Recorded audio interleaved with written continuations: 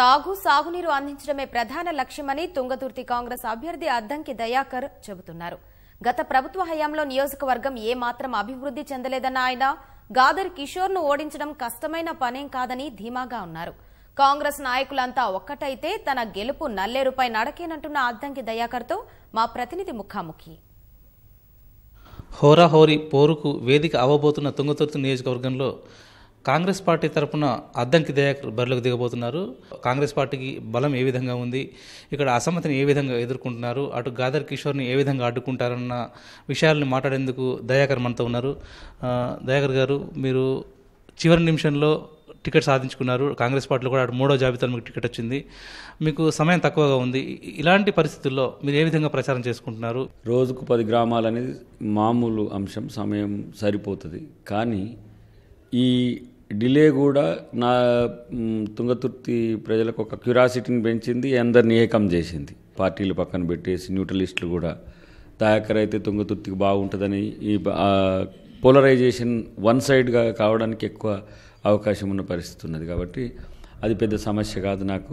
తర్వాత టీఆర్ఎస్ అభ్యర్థి కాస్త గత ఎమ్మెల్యే కాబట్టి తన బ్యాగేజ్ అంతా కూడా బ్యాడ్ బ్యాగేజ్ ఉంది. దాంతోపాటు పెర్ఫార్మెన్స్ లేకపోవడం, రెండవది కాంగ్రెస్ బలంగా ఉన్న ఆ వేవ్లో తను గెలవడం నాకు గతంలో నష్టమైంది. అప్పుడు దాదాపు 2300తో మనం డిఫీట్ అయినా కూడా ఇప్పుడు ప్రజలంతా కూడా ఒక మంచి నాయకుడిని మిస్ అయ్యామనే ఒక ఫీలింగ్తో ఉన్నారు. కాబట్టి ప్రజల వద్దకు వెళ్ళాలని దగ్గర ఒక పటిష్టమైన కార్యాచరణ తీసుకున్నాం. అంటే అటు గాదర్ కిషోర్ కానీ ఇటు మీరు కానీ ఉద్యమ నాయకులుగానే పరిచితులు, కానీ గాదర్ కిషోర్ ఈ విషయంలో కొంచెం ముందుకెళ్ళిపోయారు. మీ ఇద్దరు ఇప్పటికీ సమవుజ్యులని నేను భావిస్తున్నారు. ఇప్పుడు ఈ 4 సంవత్సరాల టీఆర్ఎస్ వైఫల్యం, కేసీఆర్ వైఫల్యం, కిషోర్ వైఫల్యం అంతా కూడా చాలా సమస్యల్లో ఉంది. పక్క పార్టీలతో పోటీ అనేది పక్కన పెట్టి సొంత పార్టీలోని ఇంకో వ్యక్తులే వాళ్ళను అడ్డుకొని మీరు గతంలో ఇచ్చిన హామీలు చేయలేదని చెప్పి చేస్తే వాళ్ళ మీదనే కేసులు పెట్టే స్థితిలో ఉండంటే మనకు పోటీలో ఉన్నట్టుగా అనుకోవడం కూడా ఒక తప్పుడు అంచనా అని నేను అనుకుంటున్నాను. మీ నియోజకవర్గం ఇప్పటికీ తాగునట్టు కూడా చాలా గ్రామాలు ఇబ్బందులు పడుతున్నాయి. ఇలాంటి పరిస్థితుల్లో గతంలో కాంగ్రెస్ పార్టీ కూడా ఇక్కడ ఎమ్మెల్యేలు గెలిచిన వారు ఉన్నారు. ఆయన కూడా అభివృద్ధి జరగాలని ఒక ఆరోపణ ఉంది. ఎస్ఆర్ఎస్పీ కానీ కొన్ని ప్రాజెక్టులు మీకు అవసరం. ఒకవేళ మీరు వాటిపైన ఏ విధంగా దృష్టి సారిస్తారు? మీరు గెలిస్తే ఏం చేయబోతున్నారు? ఎస్, డెఫినెట్గా ఇదే ఇంపార్టెంట్. ఇప్పుడు నేను తుంగతుర్తికి ఎందుకు అవసరం అన్నప్పుడు మాత్రమే ఇలాంటి ఇప్పుడు మీరు అడిగిన ప్రశ్న లాంటివి ఉపయోగపడతాయి. ఎస్ఆర్ఎస్పీ ఫేజ్ 2 అనేది ఫ్లడ్ ఫ్లో కెనాల్, అది కంప్లీట్గా అది ఎష్యూర్డ్ వాటర్ కాదు. కాలువకు నీళ్లు లేవు. ఈ కాలువకు నీళ్లు లేవు అని అంటే నికర జలాలు లేవు. తుంగతుర్తి సస్యశ్యామలం కావాలంటే కాళేశ్వరంతోనే అవుతుందని టీఆర్ఎస్ పార్టీ చెప్తున్నది. అది తప్పు. దాంతో ఇక్కడ దానిక వస్తాయి నీళ్ళు అనుకోవడం ఇంకంతకంటే దరిద్రం ఇంకొకటి ఉండదు. కాంతనపల్లి ప్రాజెక్ట్, దాని కొరకు మా ప్రభుత్వం అధికారంలోకి వస్తే కంపల్సరీ మా ప్రభుత్వ పెద్దలతో కలిసి కాంతనపల్లి ప్రాజెక్టు సాధన ఒకటైతే, నేను ఒకవేళ విపక్షంలో ఉంటే మాత్రం ఆ ప్రాజెక్టు సాధన కొరకు నేను పోరాటం చేయాల్సిన అవసరం ఉంది. ఇక్కడ చేస్తే జాబ్ సాటిస్ఫాక్షన్ కూడా ఉంటుంది. నా ప్రాంతాన్ని డెవలప్ చేసుకోవడంతో పాటు అందరికి కూడా ఒక చేతలతో చూపించి ఒక ప్రయత్నం చేయాలనేది నా యొక్క ఉద్దేశం. నియోజకవర్గ వ్యాప్తంగా రామిరెడ్డి దామోదర్ రెడ్డికి ఒక మంచి పట్టు ఉందన్న అభిప్రాయం ఉంది. అయితే గత ఎన్నికల్లో మీరు ఓడిపోవడానికి ఆయన అనుచర వర్గం పనిచేయకపోవడమే ప్రధాన కారణమన్న వాదన కూడా ఉంది.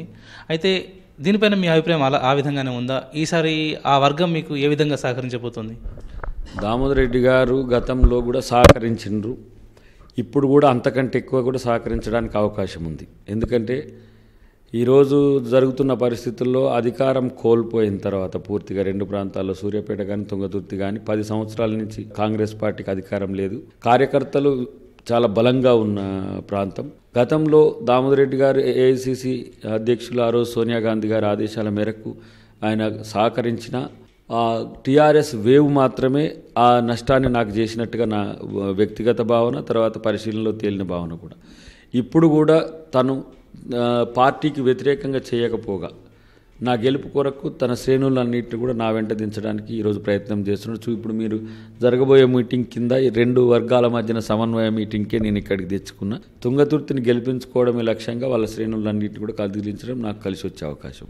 టికెట్ విషయంలో అటు రవికి కానీ మీ కానీ ఇద్దరి మధ్య తీవ్రమైన పోటీ నడిచింది. ఈ విషయంలో ఆయన కూడా దామోదర్ రెడ్డి అనుచరుడు అన్న ఒక భావన ఉంది. మీరేమో దామోదర్ రెడ్డి సహకరిస్తా అంటున్నారు. ఇటు రవి ఏమో పూర్తిగా నేను పోటీకి అనుకూలమన్నట్టు విధంగా మాట్లాడుతున్నారు. సహజ కుదరని పరిస్థితి ఏర్పడుతుంది. ఆ ఓట్లు మీకు ఎట్లా వస్తాయని భావిస్తున్నారు? ఇవాళ మాకు రాదనే ఆలోచనతో వాళ్ళు ప్రయత్నం చేయడాన్ని స్వాగతిస్తా, రాకుంటే కలిసిపోవడాన్ని కూడా మేము ప్రయత్నం చేస్తున్నాం అందరం కూడా. ఇప్పుడు not only Ravi, not only Narasayya, not only అందరు కూడా, ప్రతి ఒక్కళ్ళు కూడా ఇప్పుడు రేపు కలుస్తారు. ఇలా వాళ్ళు రావడం అనేది నాకు కలిసి వచ్చే ఒక అవకాశం. అసలు ప్రజలు మీకే ఎందుకు ఓటు వేయాలి, ఎందుకు వేస్తారని భావిస్తున్నారు మీరు? ఎస్, డెఫినెట్గా ఇప్పుడు నేను ఒక మంచి రాజకీయ కార్యాచరణను ముందుకు తీసుకుపోవాలి. ఒక ఆధునిక యువత రాజకీయాల్లోకి వస్తే ఒక నిజాయితీతో కూడిన పరిపాలన ఎట్లా ఇస్తారో నేను నిరూపించుకోవాలి. ప్రజల ముందుకు పోతే ప్రజలు నన్ను విశ్వసిస్తారనే నమ్మకం ఉంది. అందరూ ధనంతో గెలుస్తారు, అందరూ ఇంకో అంశాలతో సామాజిక వర్గాలతో గెలుస్తారు, అందరూ పార్టీల వేవులతో గెలుస్తారు. కానీ నేను ప్రజలతో గెలవాలనుకుంటున్నా, ప్రజలు నన్ను గెలిపిస్తారనే నమ్మకం నాకు స్పష్టంగా కనపడుతున్న అవసరమైతే అనే పరిస్థితి అయితే కనిపిస్తున్నది. తాను గెలిస్తే మాత్రం తుంగతుర్తి నియోజకవర్గ రూపురేఖలు మారుస్తానని అద్దంకి దయాకర్ ధీమాగా చెప్తున్నారు. తన గెలుపులో ఎలాంటి అనుమానం లేవని, అసమ్మతి బేడ తగ్గిపోతుందని అంటున్నారు. దామోదర్ రెడ్డి వర్గీయులు కూడా పూర్తి స్థాయిలో సహకరిస్తారని చెబుతున్నారు. కెమెరామెన్ జనార్దన్తో జయప్రకాష్, ఈటీవీ న్యూస్, సూర్యాపేట జిల్లా.